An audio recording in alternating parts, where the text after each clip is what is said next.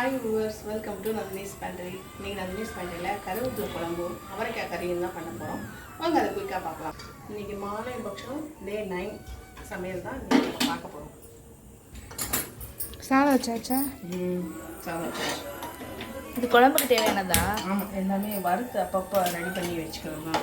குழம்பு பொடியுமே நான் போட்டுறது ஏற்கனவே நான் போட்டுக்கிறத பார்த்துப்பீங்க. அதெல்லாம் அப்பப்போ ரெடி பண்ணி தனியாக இதுக்குன்னே கொஞ்சமாக ஒரு 1/4 கிலோ அளவுக்கு பொடி ரெடி பண்ணி இது பண்ணி அதை குழம்பு வச்சு நாங்கள் கால் பண்ணிடுவோம்.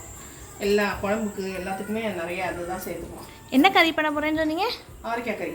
அவரைக்காய் கறி நறுக்கியாச்சு.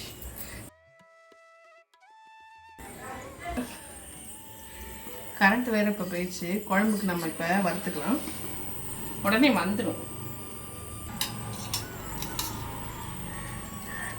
நல்லெண்ணெய் ஒரு 2 ஸ்பூன் விட்டுக்கலாம். நல்லெண்ணெயில் பண்ணால் தான் நல்லா வாசனையாக இருக்கும்.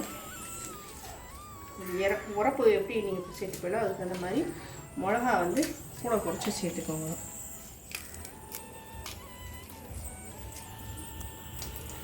இந்த குழம்பு வந்து நான் என்னோடய ஸ்டைலில் பண்ணுறேன். நான் மிளகு வந்து கொஞ்சமாக போட்டு, நான் எப்போவுமே குழம்பு பொடியில் மிளகு கூட போட்டு தான் சாதாரண குழம்பு பொடியை பிரித்து வச்சுருக்கேன். நான் இதில் வந்து நான் ரொம்ப கொஞ்சமாக போடுறேன். மிளகா வத்தல்னாலும் ஒரு 5-6 மிளகு, உளுந்தம்பருப்பு 1 டேபிள் ஸ்பூன், கடலைப்பருப்பு ஒரு 2 ஸ்பூன். அந்த கிண்ணம் ஈரமாக இருந்துச்சு, அதில் போட்ட போட்டு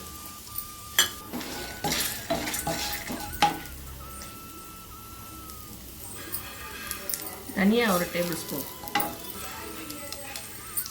ஜீரகம் ஒரு 1/2 ஸ்பூன். நல்லா வாசனை வர்ற அளவுக்கு வதணும்.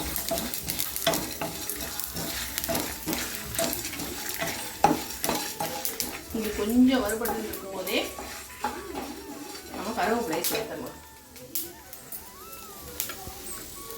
இந்த கீரை அழுற மாதிரி தாளிக்கிறதுக்கு மட்டும் ஒத்துணோண்டு வச்சுட்டு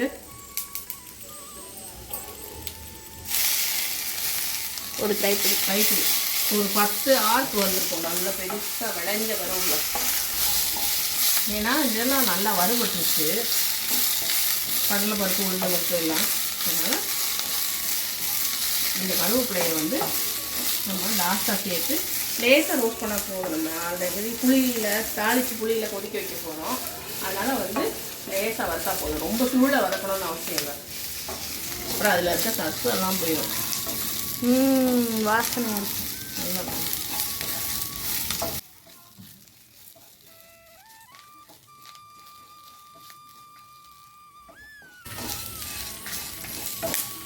கொஞ்சம் தள்ளிக்கவும் நல்லா வெளிச்சம் வரும்.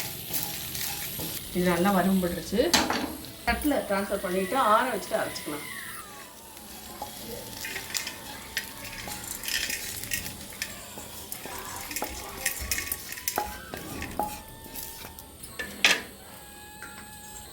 குழம்புக்கு புளியை கரைச்சி வச்சுக்கணும்.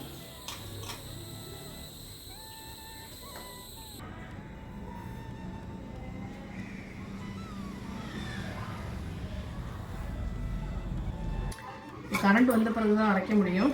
அதனால் இப்போ வந்து அவரைக்காய் கறி பண்ணிக்கலாம். அதே சூடான கடாயில் ஒரு 4 ஸ்பூன், இந்த ஸ்பூன் 4 ஸ்பூன் நினைக்காதீங்க, ரொம்ப குட்டி ஸ்பூன். அவ்வளோ குட்டி ஸ்பூனு.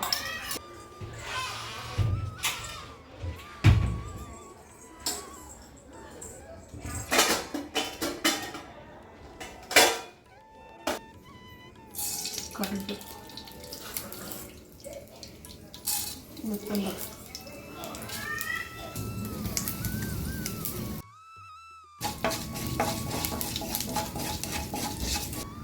கருவேப்பிலை,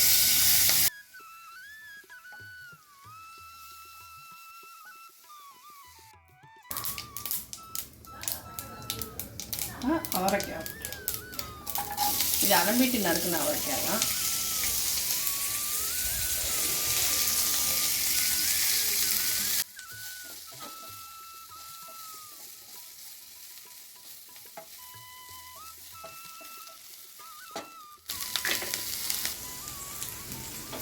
கொஞ்சம் லெமன் நினச்சிட்டு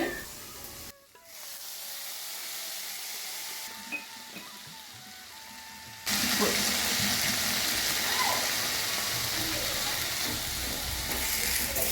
நல்லா கலந்து வச்சுட்டு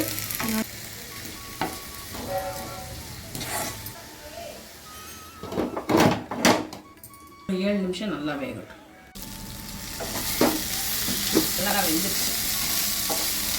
இதில் நான் உரப்புக்கு எதுவுமே போடலை, ஏன்னா குழம்பு நல்லா காரசாரமாக வைக்க போகிறோம். அதனால வந்து எல்லாமே உரப்பாக இருந்தால் நிச்சயம் சாப்பிட முடியாது.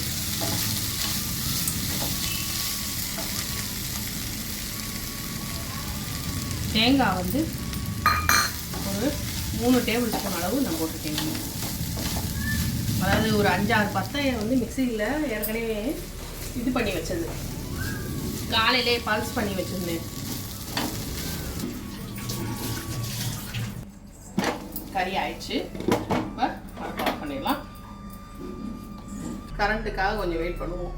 இது மிக்ஸி ஜாருக்கு ட்ரான்ஸ்ஃபர் பண்ணி ரெடியாக வச்சுக்கலாம். குழம்புக்கு தாளிச்சிருவோம்.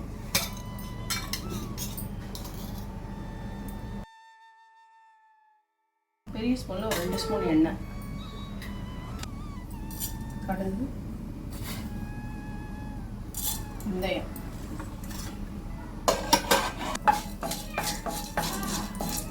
நல்லா பொரிஞ்சு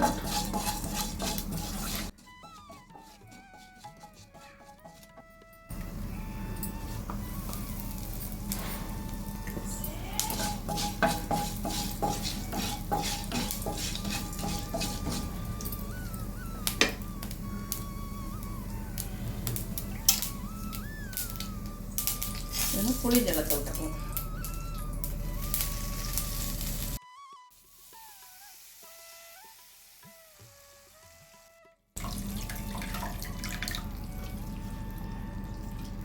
இந்த குழம்புக்கு தேவையான அளவு உப்பு இது நல்லா கலந்து விட்டுட்டு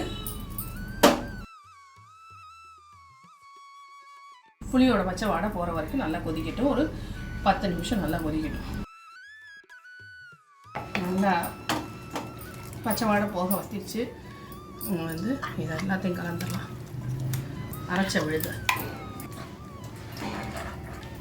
இன்னும் கொஞ்சம் இந்த இதில் இருக்குது, இதில் தண்ணி சேர்த்து இதையும் கலந்து விட்டுருலாம். 2 hours கரண்ட் இல்லை, அதான் ரொம்ப லேட். இன்னைக்கு கொஞ்சம் லேட்டாக தான் போஸ்ட் ஆகும்.